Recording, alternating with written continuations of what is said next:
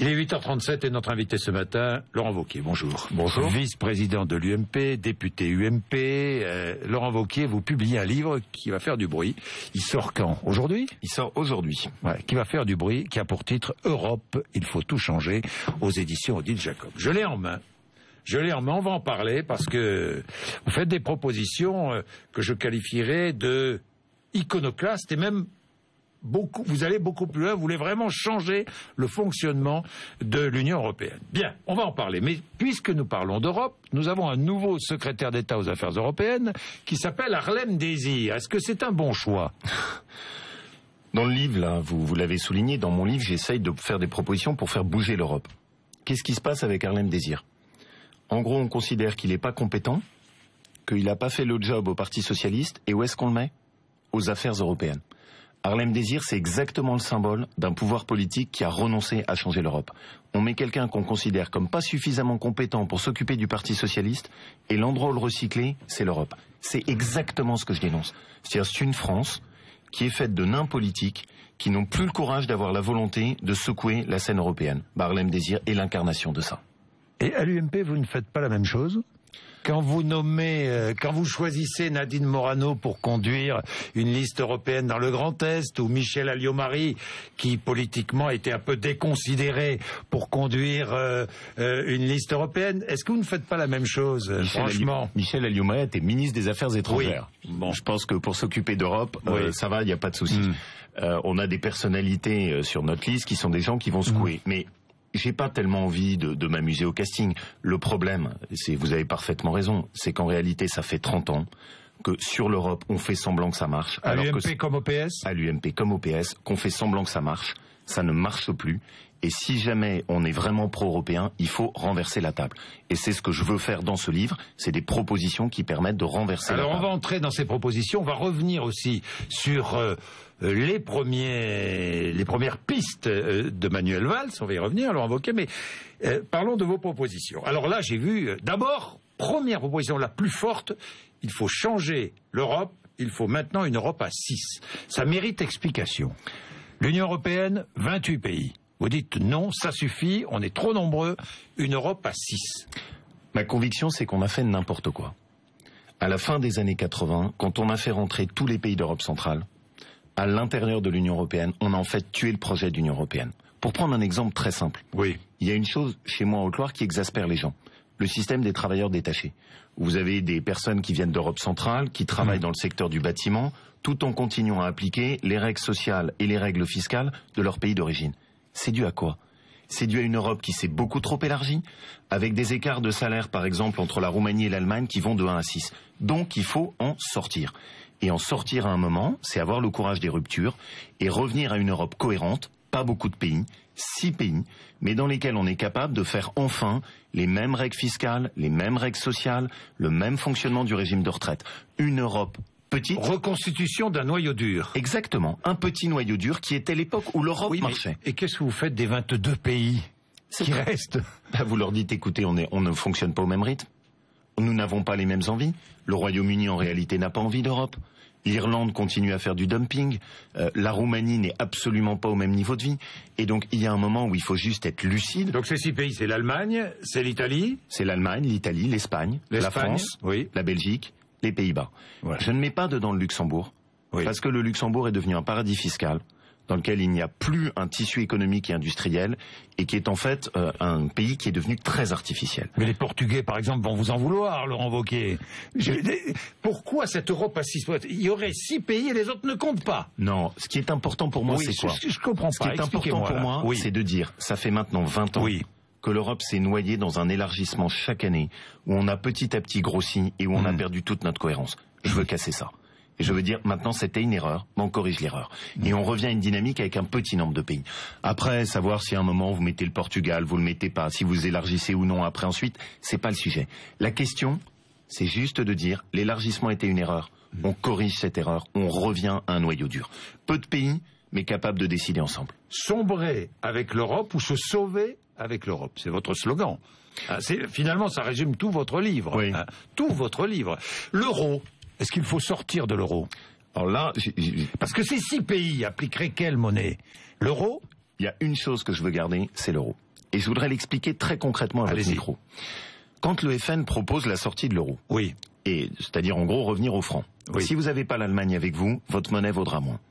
Vous achetez un plein d'essence, l'essence s'achète en dollars. Si votre monnaie est moins forte, votre plein d'essence, vous pouvez considérer qu'il vous coûtera à peu près 20 € de plus. Deuxième exemple, vous avez un compte d'épargne. Vous faites la sortie de l'euro, vous revenez au franc. Ça signifie que vous allez avoir 20% de votre argent qui disparaîtra parce que votre monnaie vaudra moins. Troisième exemple. Vous êtes en Haute-Loire, vous voulez faire construire votre maison, acheter un appartement, 200 000 €. À l'époque du franc, les taux d'intérêt étaient à 10%. Vous sortez de l'euro, vous avez une monnaie moins crédible, vous prenez des taux d'intérêt à 10%, et là, ça vous renchérit de façon extrêmement importante l'achat de votre bien immobilier. Donc, il y a un domaine qu'il faut garder, c'est l'euro. Le reste, il faut tout changer. Vous dites que l'euro a besoin d'un exécutif fort. C'est ce que vous dites dans votre livre. Oui, parce qu'aujourd'hui, c'est la Banque centrale qui fait tout. Oui, elle l'a plutôt bien fait, contrairement à ce qu'on a dit, mais il n'y a pas de pouvoir politique en face. Quand vous pensez que dans le domaine militaire, il y a des groupes permanents à Bruxelles qui se réunissent tout le temps avec des généraux qui ont des barrettes de décoration tout autour de la ceinture, qui se réunissent tout le temps, c'est-à-dire ils sont là pour faire ça.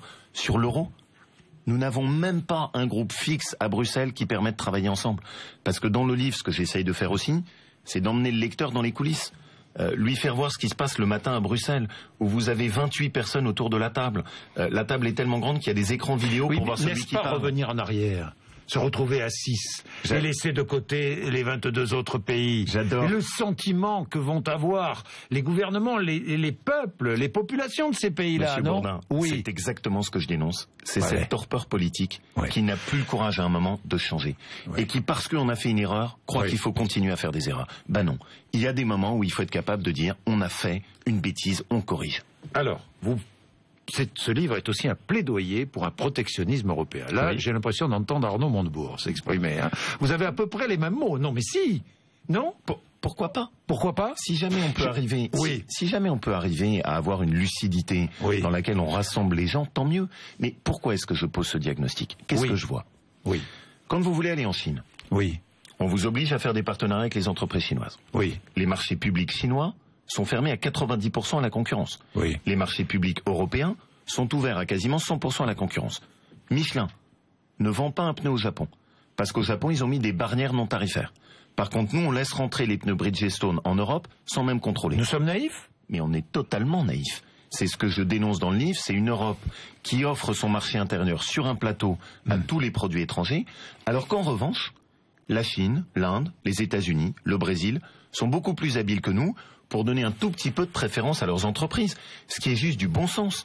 Comme maire, quand j'installe des panneaux photovoltaïques sur mon gymnase, et que, en raison des règles de la Direction Générale de la Concurrence, on m'explique, alors que c'est subventionné sur des deniers publics, que je n'ai même pas la possibilité de donner la préférence à une entreprise européenne, cette Europe-là marche sur la tête.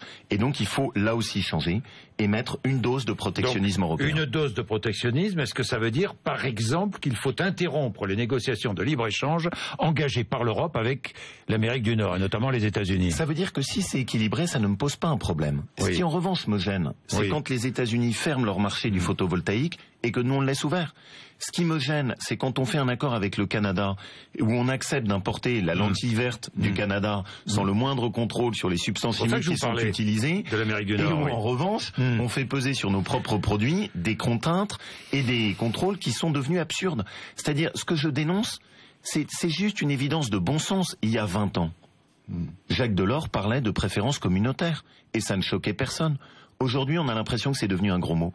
L'objectif, c'est quand même d'offrir une base arrière à nos entreprises et de défendre nos emplois. On a perdu cette ambition. Nous devons faire changer l'Europe, dit Arnaud Montebourg. Je ne veux pas défendre Arnaud Montebourg, mais j'ai l'impression d'entendre à peu près la même chose, sauf que les chemins pris ne sont pas tout à fait les mêmes et que vous vous sentez peut-être plus libre aujourd'hui que ne peut l'être Arnaud Montebourg. Oui, parce que par exemple, Arnaud Montebourg, il plaide pour un Made in France. Oui. Bon. Vous aussi ? Le Made in France, c'est très bien, et je l'applique moi-même. Oui. Il faut qu'on se mette au niveau de l'Europe pour défendre. C'est-à-dire, si vous faites le Made in France, mais que l'Europe est une passoire, ça ne sert à rien. Est-ce qu'il faut respecter les 3%, ces fameux 3%, ces critères, ce critère que nous impose l'Europe de déficit public, Le problème, franchement, vous adressez un Auvergnat. Hein. Oui. C'est-à-dire que les 3%, c'est pas pour Bruxelles qu'il faut les respecter. C'est pour Baptiste et Louise, c'est pour mes enfants. Oui, d'accord, mais c'est fixé par Bruxelles, les 3%. Oui, mais c'est juste fixé par le bon sens. Oui. C'est-à-dire que quand vous dépensez trop, c'est vos enfants que vous chargez. Donc là, c'est pas un problème de Bruxelles. Par contre, il y a un problème de Bruxelles. C'est que Bruxelles n'investit plus. Que dans le même temps où Bruxelles impose ses 3%, elle ne lance plus de grands projets.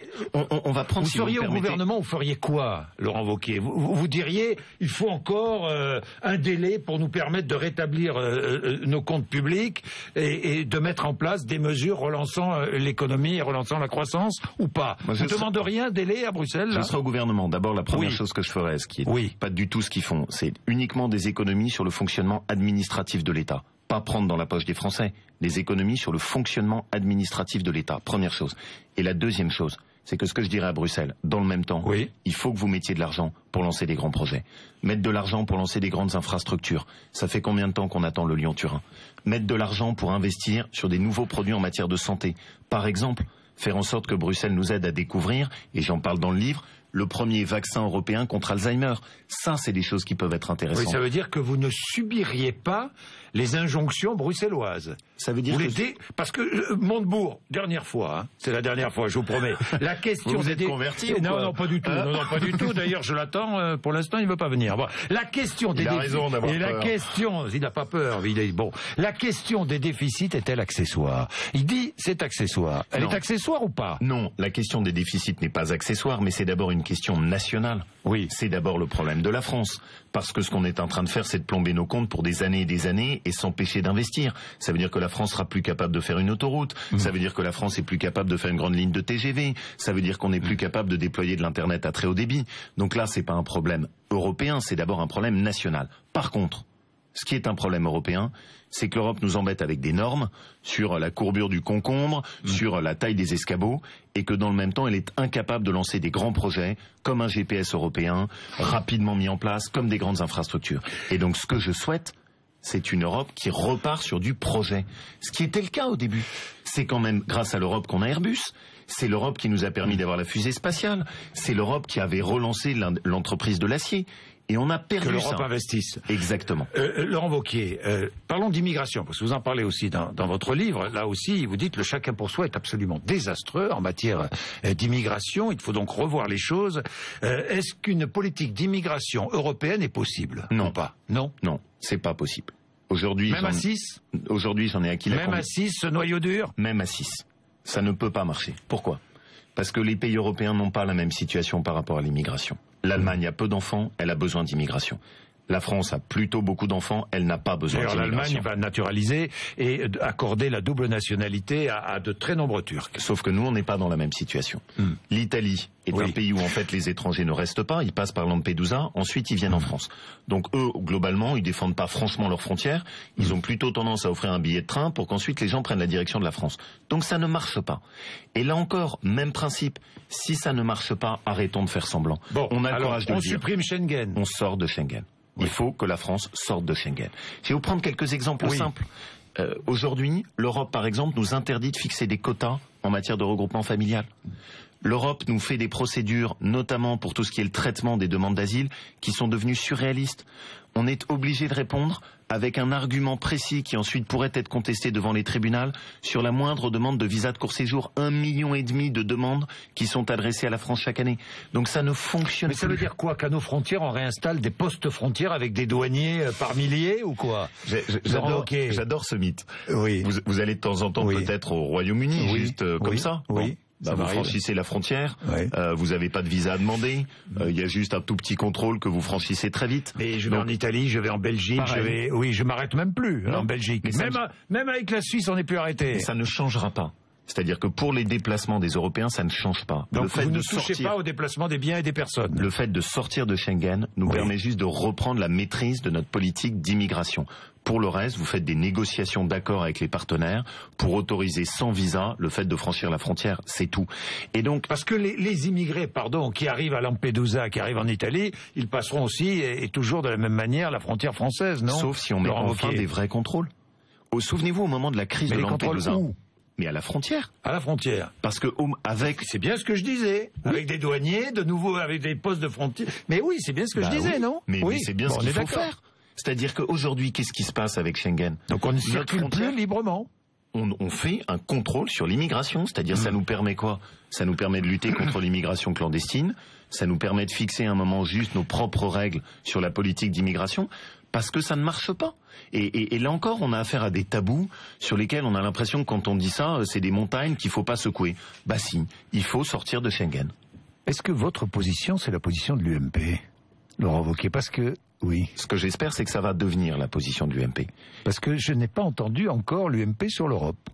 Je ne sais pas quelle est la position. Vous la connaissez, vous? Mais il est temps qu'on la fasse entendre. Voilà. Ouais. C'est-à-dire ce que je refuse, c'est que cette élection européenne, soit juste qu'on a pour l'instant entendu, c'est-à-dire un casting, des personnes sur des listes, des affrontements des uns et des autres, mais pas d'idées. Ce rendez-vous sur l'Europe, il est important. Et il est important à une condition, c'est qu'on fasse pas un filet d'eau tiède. Mais est-ce que vous croyez que l'UMP va vous suivre? Vous savez, quand il y a 4 ans, j'ai posé la question de l'assistanat. Oui. Et que d'ailleurs, sur votre chaîne et sur votre plateau, j'ai demandé qu'en contrepartie du RSA, on mette 5 heures de travail d'intérêt général et qu'on fasse en sorte qu'il y ait des droits et des devoirs. Tout le monde a hurlé. Aujourd'hui, tout le monde est sur cette idée.